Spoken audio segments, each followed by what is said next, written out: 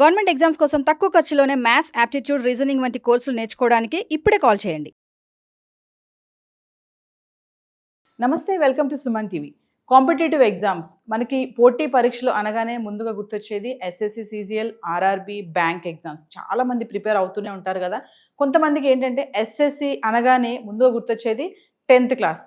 అంటే ఎస్ఎస్సి అంటే చాలా మందికి తెలియదండి, ఏంటి ఫుల్ ఫామ్ ఏంటి అసలు, అది కూడా ఒక నోటిఫికేషన్ అని. సెంట్రల్ గవర్నమెంట్ ఇచ్చే నోటిఫికేషన్ ఎస్ఎస్సి, సిజిఎల్. ఈరోజు మన టాపిక్ ఏంటంటే అసలు ఎస్ఎస్సి, సిజిఎల్ అంటే ఏంటి, దాని యొక్క పోస్టుల వివరాలు ఏంటి, నోటిఫికేషన్ డీటెయిల్స్ ఎలా ఉంటాయి, ఎవరు అప్లై చేసుకోవచ్చు, ప్రిపరేషన్ స్ట్రాటజీ ఎలా ఉంటుంది, ఇదంతా కూడా మాట్లాడడానికి ఈరోజు మనతో పాటు ఉన్నారు 15 years ఎక్స్పీరియన్స్ మ్యాథ్స్ ఫ్యాకల్టీలో ఉన్నటువంటి రాజ్ కుమార్ గారు. సార్తో మాట్లాడదాం. నమస్తే సార్. నమస్తే మేడం. రాజ్ కుమార్ గారు, ఇప్పుడు నేను చెప్పినట్టుగా ఎస్ఎస్సి, సిజిఎల్ ఉంది కదా. ఎస్ఎస్సి అనగానే చాలా మందికి ముందుగా గుర్తొచ్చేది 10th క్లాస్, ఎందుకంటే సెకండరీ బోర్డ్ ఎగ్జామ్ అని అంటారు కదా. సో ఇది ఒక్కసారి మనము, అంటే అందరి కోసం కాదు, కొంతమందికి తెలీదు ఎస్ఎస్సి అంటే, దాని గురించి, దాని వివరాలు, జాబ్ నోటిఫికేషన్ ఎలా ఉంటుంది, ఆ స్ట్రాటజీ ఎలా ఉంటుంది, మరి పోస్టులు ఎలా ఉంటాయి, ఎలిజిబిలిటీ క్రైటీరియా ఎలా ఉంటుంది, ఇవన్నీ ఒకసారి డిస్కస్ చేద్దాం. Okay madam. Staff selection commission అనేది ఒక ఆర్గనైజేషన్ గవర్నమెంట్ ఆఫ్ ఇండియా నుంచి. దాని ద్వారా ప్రతి సంవత్సరం ఇన్కమ్ ట్యాక్స్ ఇన్స్పెక్టర్స్కి, preventive officer, examiner, GST inspector, ASO, ఇలా సుమారుగా 50 నుంచి 70 రకాల పోస్టులకి ఎస్ఎస్సి నుంచి రిక్రూట్మెంట్ జరుగుతుంది. ఇప్పుడు UPSC, union public service commission అనేది గ్రూప్ ఏ పోస్టులకి రిక్రూట్మెంట్ కండక్ట్ చేస్తాయి. అంటే ఐఏఎస్, ఐపీఎస్, ఐఎఫ్ఎస్, ఐఆర్ఎస్, వీటన్నిటికీ యూపీఎస్సి నుంచి రిక్రూట్మెంట్ జరిగితే, వీటిలో group B, group C, group D నుంచి గ్రూప్ డి, వాటన్నిటికీ ఎస్ఎస్సి నుంచి రిక్రూట్మెంట్ జరుగుతుంది. అందులో group B and group C SSC, CGL నుంచి కంబైన్డ్ గ్రాడ్యుయేట్ లెవెల్, అలాగే CHSL combined higher secondary level, దానికి ఎల్డిసి అలాగే డిఈఓ పోస్టులకు గాను ఎస్ఎస్సి, సిహెచ్ఎస్ఎల్ నుంచి రిక్రూట్మెంట్ జరుగుతుంది. నెక్స్ట్ అలాగే group D MTS multi tasking staff, అలాగే హవల్దార్, ఈ పోస్టులకి ఎస్ఎస్సి, ఎంటీఎస్ నుంచి రిక్రూట్మెంట్ జరుగుతుంది. నెక్స్ట్ అలాగే స్టెనోగ్రాఫర్స్కి ఎస్ఎస్సి నుంచి రిక్రూట్మెంట్ జరుగుతుంది. ఇలా group B, group C, group D పోస్టులకి గవర్నమెంట్ ఆఫీసెస్, డిఫరెంట్ గవర్నమెంట్ ఆఫీసెస్కి, వాటన్నిటికీ ఎస్ఎస్సి నుంచి రిక్రూట్మెంట్ జరుగుతున్నాయి. ఫస్ట్ నాకు ఎస్ఎస్సి గురించి, నేను అంతకుముందు బ్యాంక్లో వర్క్ చేస్తుండేవాడిని. సో నా ఫ్రెండ్ ఎస్ఎస్సి, తనకి ఏఎస్ఓ ఇన్ సిఎస్ఎస్ అంటే సెంట్రల్ సెక్రటరియట్ సర్వీస్, తను ఆల్రెడీ సెలెక్ట్ అవ్వడం వల్ల, సో తన ద్వారా నేను ఎస్ఎస్సి గురించి తెలుసుకోవడం జరిగింది. సో 2010లో మా ఫ్రెండ్ సెలెక్ట్ అయ్యాడు, విశ్వనాథ్ అని. తర్వాత నేను 2011లో ఎస్ఎస్సి, సిజిఎల్ రాశాను. అప్పుడు సెంట్రల్ ఎక్సైజ్ ఇన్స్పెక్టర్గా సెలెక్ట్ అవ్వడం జరిగింది.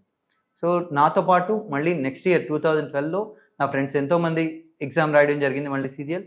వాళ్ళలో చాలామంది preventive officer, income tax inspector, next అలాగే ఇన్కమ్ ట్యాక్స్లో ట్యాక్స్ అసిస్టెంట్, ఆడిటర్, ఇలా చాలా రకాల పోస్టుల్లో వాళ్ళు సెలెక్ట్ అవ్వడం జరిగిందండి.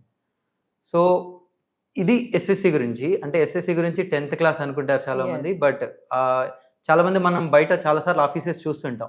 ఇన్కమ్ ట్యాక్స్ ఆఫీస్ కనబడుతుంది, జిఎస్టీ ఆఫీస్ కనబడుతుంది, బట్ దానికి ఏ ఎగ్జామ్ రాయాలనేది ఐడియా ఉండదు. సో ఇప్పటికీ కూడా అవేర్నెస్ అనేది నార్త్తో కంపేర్ చేస్తే సదరన్ రీజన్లో చాలా తక్కువ ఉంది. ఫస్ట్ ఆఫ్ ఆల్ సుమన్ టీవీకి ధన్యవాదాలు, ఎందుకంటే ఇలాంటి ఒక అవేర్నెస్ ప్రోగ్రామ్ క్రియేట్ చేయడం, దీని ద్వారా చాలామంది తెలుగు వాళ్ళకి ఇలా ఎస్ఎస్సి అనే ఒకటి రిక్రూట్మెంట్ ఉంది అని, దాంతోపాటు ఇన్కమ్ ట్యాక్స్ ఇన్స్పెక్టర్ అవ్వచ్చు, జిఎస్టీ ఇన్స్పెక్టర్ అవ్వచ్చు, ఇలాంటి పోస్టులకి సెలెక్ట్ అవ్వచ్చు. అంతేకాకుండా ఇప్పుడు జిఎస్టీ ఇన్స్పెక్టర్ లేదా income tax inspector, examiner, preventive officer దేనిలో సెలెక్ట్ అయినా కూడా వాళ్ళకి సెకండ్ ప్రమోషన్ అనేది ఐఆర్ఎస్ క్యాడర్ అండి, ఇండియన్ రెవెన్యూ సర్వీస్. అంటే యూపీఎస్సి నుంచి డైరెక్ట్గా ఐఆర్ఎస్ రిక్రూట్మెంట్ జరుగుతుంది.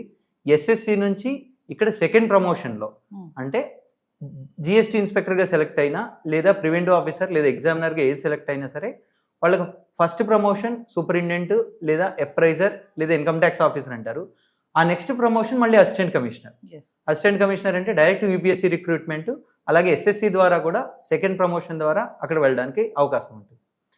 సో దీనిలో నోటిఫికేషన్స్ అనేవి ఎవ్రీ ఇయర్ నోటిఫికేషన్ ఉంటుంది. ఓకే, అంటే సంవత్సరం నోటిఫికేషన్, ప్రతి సంవత్సరం నోటిఫికేషన్ ఉంటుంది. చాలా సార్లు అంటే ఇప్పుడు స్టేట్ గవర్నమెంట్లో గ్రూప్ 1 లేదా గ్రూప్ 2 ఎగ్జామ్స్ నోటిఫికేషన్ ఈ ఇయర్ వచ్చింది, మళ్ళీ నెక్స్ట్ ఇయర్ ఖచ్చితంగా వస్తుంది అనేది కొంచెం డౌట్ ఉంటుంది. బట్ ఇందులో అలా కాదు, ప్రతి సంవత్సరం నోటిఫికేషన్ వస్తుంది. ప్రతి సంవత్సరం సిజిఎల్, సిహెచ్ఎస్ఎల్, సిపిఓ, ఇలా ప్రతి ఎగ్జామ్కి కూడా ఎవ్రీ ఇయర్ నోటిఫికేషన్ ఉంటుంది. నోటిఫికేషన్లో CGLలో సుమారు ఒక 10,000 పోస్టులకి గాను రిక్రూట్మెంట్ జరుగుతుంది CGLలో. CHSLలో సుమారుగా ఒక 4,000 పోస్టులకు. ఇది ఎవ్రీ ఇయర్ మారుతూ ఉంటుందండి. 2024లో మన ఈ last year 18,000 vacancies only CGL నుంచి రిక్రూట్మెంట్ జరిగాయి. సో 2023లో 8,500, 2022లో 35,000 వేకెన్సీస్. ఇది ఎవ్రీ ఇయర్ వ్యారీ అవుతుంటుంది. మినిమం ఒక 10,000 వేకెన్సీస్ అయితే మనం ఎక్స్పెక్ట్ చేయొచ్చు. ఇది CGL నుంచి. అలా కాకుండా CHSL నుంచి, CPO నుంచి, MTS నుంచి, అంటే ఓన్లీ SSCని నమ్ముకున్నా సరే సుమారుగా ఒక 70,000 నుంచి 80,000 రకాల 70,000 నుంచి 80,000 పోస్టులకు గాను రిక్రూట్మెంట్ జరుగుతుంది. సో వీటన్నిటికీ కూడా సిలబస్ అయితే కామన్గా ఉంటుంది. సేమ్ సిలబస్ ఉంటుంది. Reasoning, maths, English, GS. So same సిలబస్తో సిమిలర్ ఎగ్జామ్ ప్యాటర్న్, ఆల్మోస్ట్ సిమిలర్గా ఉంటాయి. చిన్న చిన్న చేంజెస్ ఉంటాయి. స్టెనోగ్రాఫర్ లాంటి పోస్టులకి మ్యాథ్స్ ఉండదు. బట్ మిగిలిన వాటికి అన్నిటికీ కూడా ఆల్మోస్ట్ సిమిలర్ సిలబస్తో అరౌండ్ 70,000 నుంచి 80,000 వేకెన్సీస్కి రిక్రూట్మెంట్ జరుగుతుంది SSC నుంచి. Coming to sir, eligibility criteria ఎలా ఉంటుంది? ఎలిజిబిలిటీ క్రైటీరియా ఇందులో MTS మల్టీటాస్కింగ్ స్టాఫ్కి 10th క్లాస్ ఉంటే చాలు. 10th పాస్ అయిన ప్రతి ఒక్కరు కూడా MTS రాయడానికి ఎలిజిబుల్. అంటే 18 ఇయర్స్ ఏజ్ దాటితే సరిపోతుంది. అలాగే CHSL combined higher secondary level exam, దానికి intermediate qualification, intermediate or equivalent intermediate qualification ఉన్న అందరికీ కూడా CHSL రాయడానికి eligible. CGL combined graduate level, any graduation అంటే డిగ్రీ లేదా బీటెక్ క్వాలిఫికేషన్. అలాగే ఓపెన్ యూనివర్సిటీ వాళ్ళకి కూడా ఎలిజిబిలిటీ ఉంటుందండి. సో అది educational qualification. Age limit 18 to 27 years age limit అండి. బిలో 27 ఇయర్స్ ఏజ్ ఉంటే అన్ని పోస్టులకి ఎలిజిబుల్. ఇందులో ఎగ్జిక్యూటివ్ అండ్ నాన్ ఎగ్జిక్యూటివ్ అని 2 టైప్స్ ఉంటాయి. ఎగ్జిక్యూటివ్ పోస్టులకి 30 ఇయర్స్ వరకు, నేను చెప్పేదంతా కూడా అన్రిజర్వ్డ్ కేటగిరీలో. అన్రిజర్వ్డ్ కేటగిరీలో 27 ఇయర్స్ ఏజ్ వరకు ఏ పోస్ట్కైనా అప్లై చేసుకోవచ్చు. ఒకవేళ అన్రిజర్వ్డ్ కేటగిరీలో 27 ఇయర్స్ నుంచి 30 ఇయర్స్కి మధ్యలో కనుక ఉంటే ఎగ్జిక్యూటివ్ పోస్టులు అన్నింటికీ ఎలిజిబుల్. ఎగ్జిక్యూటివ్ పోస్టులు అంటే income tax inspector, GST inspector, preventive officer, examiner, ASO in CSS, ASO in minister of railway, ASO in minister of external affairs, ఇలా చాలా రకాలు ఉంటాయి. ఎగ్జిక్యూటివ్ పోస్ట్ అన్నిటికీ కూడా 30 ఇయర్స్ వరకు ఏజ్ లిమిట్ ఉంటుంది. నాన్ ఎగ్జిక్యూటివ్ పోస్ట్ అన్నిటికీ కూడా 27 ఇయర్స్ వరకు ఏజ్ లిమిట్ ఉంటుంది. అందులో జూనియర్ స్టాటిస్టికల్ ఆఫీసర్ అలాగే స్టాటిస్టికల్ ఇన్వెస్టిగేటర్ అనే ఒక పోస్ట్ ఉంటుంది. దానికి మాత్రం అన్రిజర్వ్డ్ కేటగిరీలో 32 ఇయర్స్ వరకు ఏజ్ లిమిట్ ఉంటుంది. OBC కేటగిరీ అయితే ఇంకొక 3 ఇయర్స్ ఏజ్ రిలాక్సేషన్ ఉంటుందండి. ఇంతకుముందు నేను చెప్పిన వాటి అన్నిటికన్నా ఇంకొక 3 ఇయర్స్ ఏజ్ రిలాక్సేషన్ ఉంటుంది. SC లేదా ST కేటగిరీ అయితే 5 ఇయర్స్ వరకు ఏజ్ రిలాక్సేషన్ ఉంటుంది. అలాగే PWD అంటే పర్సన్ విత్ డిజబిలిటీ, వాళ్ళకి 10 ఇయర్స్ వరకు ఏజ్ రిలాక్సేషన్ ఉంటుంది. అంతేకాకుండా ఈ సెంట్రల్ గవర్నమెంట్ జాబ్, SSC పోస్ట్లో ఉన్న ఇంకొక ఇంపార్టెంట్ థింగ్ ఏంటంటే, SSC అనే కాదు, ఎనీ సెంట్రల్ గవర్నమెంట్ జాబ్ ఒక 3 ఇయర్స్ కంటిన్యూస్ సర్వీస్ కనుక చేసినట్టయితే మళ్ళీ 10 ఇయర్స్ ఏజ్ రిలాక్సేషన్ వస్తుంది. ఒకవేళ ఏజ్ వాళ్ళకి ఎండింగ్లో ఉంది, ఒకవేళ గ్రూప్ డి పోస్ట్ వచ్చింది, RRB గ్రూప్ డి పోస్ట్ కావచ్చు లేదా MTS పోస్ట్ కానీ వచ్చింది అంటే వాళ్ళకి మళ్ళీ ఒక 3 ఇయర్స్ కంటిన్యూస్ సర్వీస్ ఉంటే చాలు. వాళ్ళకి ఏజ్ దాటిపోయినప్పటికీ కూడా మళ్ళీ SSC CGL రాసుకోవచ్చు వాళ్ళు. ఇందులో ఉండి గ్రూప్ C పోస్టులు అన్నిటికీ, అంటే ఆడిటర్ కావచ్చు, ట్యాక్స్ అసిస్టెంట్ కావచ్చు, వీటన్నిటికీ కూడా వాళ్ళకి 10 ఇయర్స్ ఏజ్ రిలాక్సేషన్ వస్తుంది. సో ఇది ఏజ్ లిమిట్ అండి. అంటే ఎన్ని మార్క్స్ వస్తే జాబ్ వచ్చే ఛాన్స్ ఉంటుంది అంటే సార్? రైట్. ఇప్పుడు CGL కనుక మనం తీసుకున్నట్టయితే ఇందులో ఎగ్జామ్ ప్యాటర్న్ ఒకసారి ఎక్స్ప్లెయిన్ చేస్తాను మేడం సింపుల్గా. ఎగ్జామ్ ప్యాటర్న్ అనేది టైర్ 1 అండ్ టైర్ 2 2 దశలుగా జరుగుతుంది. టైర్ 1లో reasoning 25 questions, each question carries 2 marks, అంటే 50 మార్క్స్ ఉంటుంది. మ్యాథ్స్ 25 క్వశ్చన్స్ 50 మార్క్స్ ఉంటుంది. ఇంగ్లీష్ 25 క్వశ్చన్స్ 50 మార్క్స్ ఉంటుంది. GS 25 క్వశ్చన్స్ 50 మార్క్స్ ఉంటుంది. Total 100 questions 200 marks. Exam duration వచ్చి 1 అవర్ ఉంటుంది. సో ఇది టైర్ 1. టైర్ 1 200 మార్క్స్కి గాను లాస్ట్ ఇయర్ తీసుకుంటే అరౌండ్ ఒక 152 మార్క్స్ వస్తే, 150 to 153 మార్క్స్ వస్తే టైర్ 2 రాయడానికి వాళ్ళకి ఎలిజిబిలిటీ ఉంటుంది. OBC కేటగిరీని బట్టి కట్ ఆఫ్లు అనేవి మారుతూ ఉంటాయి. అప్రాక్సిమేట్గా ఒక 150 మార్క్స్ వచ్చిన వాళ్ళు టైర్ 2 రాయడానికి అర్హత సాధించినట్టు. టైర్ 2 అనేది రీజనింగ్లో 30 క్వశ్చన్స్ 90 మార్క్స్. అక్కడ టైర్ 2లో ఈచ్ క్వశ్చన్కి 3 మార్క్స్ వెయిటేజ్ ఉంటుంది. Maths 30 questions 90 marks. English 45 questions 135 marks. GS 25 questions 75 marks, computers 20 questions 60 marks. But computers అనేది ఓన్లీ క్వాలిఫైయింగ్ నేచర్, ఎస్ మిగిలినవి మాత్రమే మెరిట్ తీసుకుంటారు. సో 130 క్వశ్చన్స్ 390 మార్క్స్కి గాను ఎగ్జామ్ జరిగితే 2023 సంవత్సరంలో, 2024కి సంబంధించి ఇంకా ఫైనల్ రిజల్ట్ రాలేదు, 2023 సంవత్సరంలో ఓపెన్ కేటగిరీలో, అన్రిజర్వ్డ్ కేటగిరీలో 302 మార్క్స్ వచ్చిన క్యాండిడేట్కి జాబ్ రావడం జరిగింది. సిబిఐసి ట్యాక్స్ అసిస్టెంట్ ఇన్ సిబిఐసిలో 303 మార్క్స్కి, నెక్స్ట్ అలాగే 302 మార్క్స్కి ఒక యూడిసి అయితే వచ్చింది. ఓబీసీ 301 మార్క్స్కి, ఈడబ్ల్యూఎస్ 301 మార్క్స్కి, ఎస్సీకి అయితే 284 మార్క్స్కి, ఎస్టీ కేటగిరీలో అయితే 276 మార్క్స్కి జాబ్ అయితే వచ్చిందండి. అవుట్ ఆఫ్ 390 ఒక 310 మార్క్స్ కనుక తెచ్చుకున్నట్టయితే ఏదో ఒక జాబ్ రావడానికి అవకాశం ఉంది. అయితే ఇది నెంబర్ ఆఫ్ వేకెన్సీస్ పైన, నెక్స్ట్ అలాగే పేపర్ డిఫికల్టీ పైన ఆధారపడి ఉంటుంది. ప్రతి సంవత్సరం ఒకేలా ఉండదు. పేపర్ ఈజీగా ఉన్నప్పుడు కట్ ఆఫ్ అనేవి ఎక్కువగా ఉంటాయి, పేపర్ డిఫికల్ట్గా ఉన్నప్పుడు కట్ ఆఫ్ అనేది తక్కువగా ఉంటుంది. అప్రాక్సిమేట్గా ఒక 310 to 315 మార్క్స్ కనుక తెచ్చుకోగలిగితే అవుట్ ఆఫ్ 390 ఏదో ఒక జాబ్ రావడానికి అవకాశం ఛాన్సెస్ ఉన్నాయి. Unreserved category. సెంట్రల్ గవర్నమెంట్ ఇచ్చే నోటిఫికేషన్ కాబట్టి మరి మనకి ఆంధ్ర తెలంగాణలో కూడా జాబ్ వచ్చే ఛాన్సెస్ ఉంటాయండి? పోస్టింగ్, మంచి క్వశ్చన్ అడిగారు. సెంట్రల్ గవర్నమెంట్ జాబ్ అయినప్పటికీ కూడా మన అదృష్టం ఏంటంటే ఏపీ తెలంగాణలో ఎక్కువ అవేర్నెస్ లేకపోవడం వల్ల, అంటే నార్త్తో కంపేర్ చేస్తే ఇక్కడ జాబ్ తెచ్చుకోవడానికి కొంచెం అవకాశాలు ఎక్కువగా ఉన్నాయి. ఇంకా చెప్పాలంటే మనకి ఢిల్లీలో కానీ లేదా నార్త్లో కానీ పోస్టింగ్ తెచ్చుకోవాలంటే కష్టం.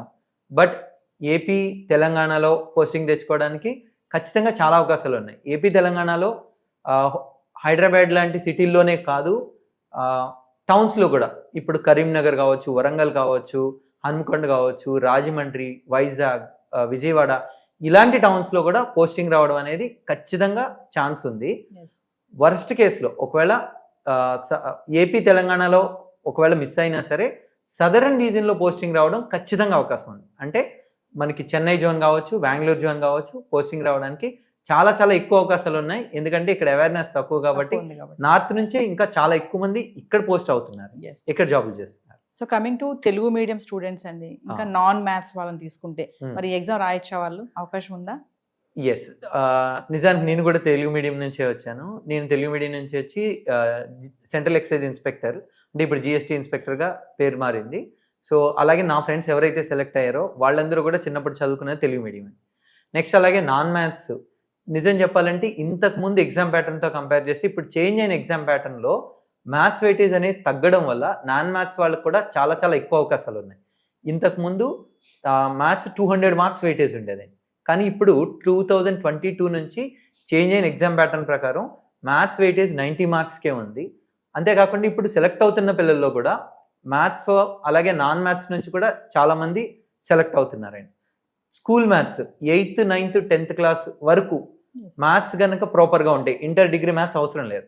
సో 8th క్లాస్ మ్యాథ్స్లో ఉండే percentages, profit and loss, simple interest, compound interest, time and work, time and distance, ratio and proportion, partnership, ages, numbers, LCM and HCF, averages, areas, volumes, trigonometry, geometry, algebra, ఇవన్నీ కూడా ఏంటంటే just 8th, 9th, 10th క్లాస్లో ఉండే maths. ఈ maths కనుక తెరవగా ఉంటే ఖచ్చితంగా SSC, మన ఎస్ఎస్సి అంటే మన 10th క్లాస్ వరకు ప్రిపేర్ అయిన మ్యాథ్స్ ఏదైతే ఉందో అదే మ్యాథ్స్ ఇక్కడ క్రాక్ చేయొచ్చు. అలాగే ఒక చిన్న ఎగ్జాంపుల్ అండి, నాకు తెలిసిన ఒక అబ్బాయి నాగేంద్ర అని చెప్పి, తను 10th వరకు స్కూల్కి వెళ్ళాడు, ఇంటర్ ప్రైవేట్గా చదువుకున్నాడు, డిగ్రీ ఓపెన్ యూనివర్సిటీ. ఇంకొక విషయం ఏంటంటే ఎస్ఎస్సికి ఓపెన్ యూనివర్సిటీ డిగ్రీ అయినా కూడా ఎలిజిబుల్. తను ఓపెన్ యూనివర్సిటీలో డిగ్రీ చేశాడు. ఆ టైంలో కూడా బెంగళూరులో మార్కెటింగ్ జాబ్ చేసుకుంటూ ఉండేవాడు. తన డిగ్రీ కంప్లీట్ అయిపోయిన తర్వాత తను మళ్ళీ డిగ్రీ ఓపెన్ యూనివర్సిటీలో కంప్లీట్ చేసిన తర్వాత తన ఫ్రెండ్స్ సజెస్ట్ చేశారు, డిగ్రీ కనుక ఉంటే ఏ గవర్నమెంట్ జాబ్ అయినా రాసుకోవచ్చు అని చెప్పి. సో తనకి లక్కీగా బీటెక్, ఎంటెక్, ఎంబీఏ, ఎంసీఏ చేసిన ఫ్రెండ్స్ ఎవరు లేకపోవడం వల్ల ఒక డిగ్రీ చదివి, ఓపెన్ యూనివర్సిటీలో డిగ్రీ చదివి, తనకి ఒక డిగ్రీ ఉంటే చాలు గవర్నమెంట్ జాబ్ వస్తుంది అని తను నమ్మాడు. తన ఫస్ట్ అటెంప్ట్లో ఎస్ఎస్సి సిజిఎల్లో జూనియర్ అకౌంటెంట్ వచ్చింది. సో ఎందుకు చెప్తున్నా అంటే నాన్ మ్యాథ్స్ అనుకుంటారు, నాన్ మ్యాథ్స్ అని కాదు, అసలు ఇంటర్ డిగ్రీ కాలేజ్కి వెళ్లకుండా చదివిన స్టూడెంట్ కూడా ఎస్ఎస్సి సిజిఎల్లో జాబ్ తెచ్చుకోవడం అయితే జరిగింది. So so coming to SSC, RRB, bank, syllabus వరకు చూసుకుంటే ఇవన్నిటిని కలిపి ఒకేలా ఉంటుంది అంటారు syllabus? And next one, preparation period work ఎలా ఉంటుంది అంటారు? ఓకే ఓకే ఇప్పుడు ఎస్ఎస్సి కావచ్చు, ఆర్ఆర్బి కావచ్చు. ఎస్ఎస్సిని మనం సూపర్ సెట్గా చెప్పుకోవచ్చు అండి. అంటే ఎస్ఎస్సి గనుక ప్రిపేర్ అయితే ఆర్ఆర్బి అనేది ఖచ్చితంగా రాసేయచ్చు. ఓన్లీ మాక్ టెస్ట్లో ఒకటి ఎక్స్ట్రా రాసుకుంటే చాలు. సిలబస్ అనేది ఎస్ఎస్సికే కొంచెం ఎక్కువగా ఉంటుంది. అంటే ప్యూర్ మ్యాథ్స్ ఎస్ఎస్సిలో జామెట్రీ, ట్రిగనామెట్రీ, ఆల్జిబ్రా ఎస్ఎస్సిలో చాలా ఎక్కువగా ఉంటుంది. బ్యాంక్ విషయానికి వస్తే ఎస్ఎస్సికి, బ్యాంకింగ్కి సిలబస్లో నేమ్స్ ఒకేలా కనిపిస్తాయి. రీజనింగ్ ఉంటుంది, మ్యాథ్స్ ఉంటుంది, జిఎస్ ఉంటుంది, ఇంగ్లీష్ ఉంటుంది. నేమ్స్ ఒకేలా కనిపిస్తుంటాయి కానీ బట్ రీజనింగ్ మాత్రం బ్యాంకింగ్కి సపరేట్గా ఎక్స్ట్రా ప్రిపేర్ అవ్వాల్సి ఉంటుంది. మ్యాథ్స్లో తీసుకుంటే ఎస్ఎస్సికి ఎక్కువ ఉంటుంది సిలబస్, బ్యాంకింగ్లో కొంచెం తక్కువగా ఉంటుంది. ఇంగ్లీష్ అనేది రెండింటికి సేమ్ ఉంటుంది. జిఎస్ విషయానికి వస్తే ఎస్ఎస్సిలో మన school subjects physics, chemistry, economy, polity, geography, biology ఇవన్నీ ఎక్కువ సిలబస్ ఉంటే బ్యాంకింగ్లో current affairs and banking awareness ఎక్కువగా ఉంటుంది. సో సిలబస్ పరంగా బ్యాంకింగ్ అయితే సపరేట్గా కొంచెం ఎడిషనల్గా ప్రిపేర్ అవ్వాల్సి ఉంటుంది. ఎస్ఎస్సి అలాగే ఆర్ఆర్బికి ఆల్మోస్ట్ సిమిలర్ సిలబస్ ఉంటుంది. సో ఎవరైతే ఎస్ఎస్సి అండ్ ఆర్ఆర్బి కంబైన్డ్గా ప్రిపేర్ అవుతారో ప్రిపేర్ అవ్వచ్చు. ఎడిషనల్గా మాక్ టెస్ట్లు రాసుకోవాలి ఉంటుంది. బ్యాంకు అలాగే ఎస్ఎస్సి కనుక తీసుకున్నట్టయితే రెండిటికి అరౌండ్ ఒక 60% సిలబస్ కామన్గా ఉంటుంది. బ్యాంకింగ్కి ఎడిషనల్గా రీజనింగ్లో అలాగే బ్యాంకింగ్ అవేర్నెస్, కరెంట్ అఫైర్స్ ఎక్స్ట్రాగా ప్రిపేర్ అవ్వాల్సి ఉంటుంది. కోచింగ్ అవసరం అంటారా? ఎస్ఎస్సి, సిజిఎల్కి కానీ మనం కాంపిటేటివ్ ఎగ్జామ్ చాలా మంది అంటే మంచి మార్క్స్ రావాలంటే కోచింగ్ తీసుకోవాలి అంటారు. మరి దీనికి ఇప్పుడు మీరు చెప్పినంత వరకు మొత్తం టాప్ టు బాటమ్ చూసుకుంటే కోచింగ్ ఎంతవరకు అవసరం అంటారు? ఇది కూడా మంచి క్వశ్చన్. కోచింగ్ అనేది కోచింగ్ లేకుండా కూడా మనం ఓన్గా ప్రిపేర్ అయ్యి ఎస్ఎస్సి క్రాక్ చేయొచ్చు అండి. క్రాక్ చేసిన వాళ్ళు కూడా ఉన్నారు. ఇది ఎలా అంటే మనం ఒక జిమ్కి వెళ్తున్నప్పుడు జిమ్లో మనం మజిల్స్ బిల్డ్ చేయడానికి జిమ్ ట్రైనర్ అవసరమా ఖచ్చితంగా అంటే, సో జిమ్ ట్రైనర్ లేకుండా కూడా ప్రాపర్గా మనం ట్రైన్ అయితే సో ఓన్గా కూడా ఎలా సేమ్ ఎగ్జాక్ట్గా ఒకవేళ ఎఫర్ట్ చేయగలిగితే ఫీజు కనుక ఒకవేళ ఎఫర్ట్ చేయగలిగే ఆప్షన్ ఉంటే ఖచ్చితంగా ఒక మెంటార్ ఉన్నారు అంటే ఆబ్వియస్గా ప్రిపరేషన్ టైం అనేది తక్కువగా ఉంటుంది. లేకుండా కూడా ఖచ్చితంగా ప్రిపేర్ అవ్వచ్చు, అందులో ఎలాంటి డౌట్ లేదు. ఇప్పుడు 2025లో ఎస్ఎస్సి, సిజిఎల్కి నోటిఫికేషన్ అప్లై చేయాలంటే నోటిఫికేషన్ డేట్ ఒకసారి డీటెయిల్స్ అని చెప్తారా? ఓకే, ఇప్పుడు మనకి క్యాలెండర్ అనేది ఉంటుందండి. ఎస్ఎస్సికి సంబంధించి ఏ పోస్ట్ అయితే ఉన్నాయో వాటన్నిటికీ సంబంధించి ఎగ్జామ్స్ ఎప్పుడు ఉండొచ్చు, నోటిఫికేషన్ ఎప్పుడు రావచ్చు, వీటన్నిటికీ క్యాలెండర్ అనేది ఆల్రెడీ రిలీజ్ అవ్వడం జరిగింది. ఇది ssc.gov.in అనే వెబ్సైట్ ద్వారా మీరు చూడొచ్చు. దీనిలో నోటిఫికేషన్ అంటే ఇందులో ఎస్ఎస్సి కంబైన్డ్ గ్రాడ్యుయేట్ లెవెల్ అలాగే SSC combined higher secondary level ఈ రెండు అందరికీ ఎలిజిబిలిటీ ఉంటుంది. ఎస్ఎస్సి కంబైన్డ్ గ్రాడ్యుయేట్ లెవెల్ అనేది ఏప్రిల్లో నోటిఫికేషన్ వస్తుంది. ఎగ్జామ్ వచ్చి జూన్ అండ్ జూలైలో ఎగ్జామ్ ఉంటుంది. ఎస్ఎస్సి సిహెచ్ఎస్ఎల్ వచ్చి May 27 నోటిఫికేషన్ వస్తుంది. ఎగ్జామ్ వచ్చి ఆగస్ట్, సెప్టెంబర్ అలా ఉంటుందండి. సో ఎగ్జామ్ వచ్చి జూన్, జూలైలో ఉంటాయి సిజిఎల్ అయితే. అదే సిహెచ్ఎస్ఎల్ అయితే ఆగస్ట్, సెప్టెంబర్ ఆ డేట్స్లో ఉంటాయండి. సో ఫైనల్లీ రాజ్ కుమార్ గారు, మరి ప్రిపేర్ అయ్యే స్టూడెంట్స్కి, ఆస్పిరెంట్స్కి మీరు ఇచ్చే సజెషన్స్ కానీ టిప్స్ కానీ ఏమన్నా ఉన్నాయా ఒకసారి? ఇప్పుడు 2025 సిజిఎల్ ప్రిపేర్ అవ్వాలని ఎవరైతే అనుకుంటున్నారో వాళ్ళు ఎగ్జామ్ జూన్, జూలైలో ఉంటుంది. మనకి ఇప్పటి నుంచి కనుక తీసుకుంటే చాలా ఎక్కువ టైం లేదు కాబట్టి వీలైనంత త్వరగా ఒక 3 months లేదా 3.5 monthsలో సిలబస్ని మీరు చాలా డీటెయిల్గా అవసరం లేదు, బ్రీఫ్గా ఫాస్ట్గా కంప్లీట్ చేసుకోవడానికి ట్రై చేయండి. 3 to 3.5 monthsలో సిలబస్ కంప్లీట్ చేసుకోవడం. సిలబస్ కంప్లీట్ చేసిన తర్వాత ఎక్కువగా మాక్ టెస్టులు రాయాలండి. మీరు ఎన్ని మాక్ టెస్టులు రాస్తే మీకు ఆ మెయిన్ ఎగ్జామ్ అనేది అంత ఈజీ అవుతుంది. సెలెక్ట్ అయిన వాళ్ళందరిలో కామన్గా ఉండే పాయింట్ ఏదైనా ఉంది అంటే వాళ్ళు సుమారుగా ఒక 200 నుంచి 300 మాక్ టెస్టులు రాసి ఉంటారనమాట. ఎప్పుడైతే మీరు ఎక్కువ మాక్ టెస్టులు అనేవి రాస్తూ ఉంటారో ఆటోమేటిక్గా సెలెక్షన్ అనేది చాలా చాలా ఈజీ అయిపోతుంది. సో సిలబస్ త్వరగా కంప్లీట్ చేసుకోవడం, మాక్ టెస్టులు ఎక్కువగా రాయడం. Next basics, very very basics అయిన simplifications, calculations, additions, subtractions, multiplications, divisions, squares, square roots, cubes, cube roots ఇలాంటి వెరీ బేసిక్స్ ఏవైతే ఉంటాయో అవి మీరు చాలా చాలా తరోగా ఉన్నట్టయితే ఎగ్జామ్లో ఉండే క్యాలిక్యులేషన్స్ అనేవి ఖచ్చితంగా మీరు చాలా బాగా చేయగలుగుతారండి. Thank you sir. Thank you very much.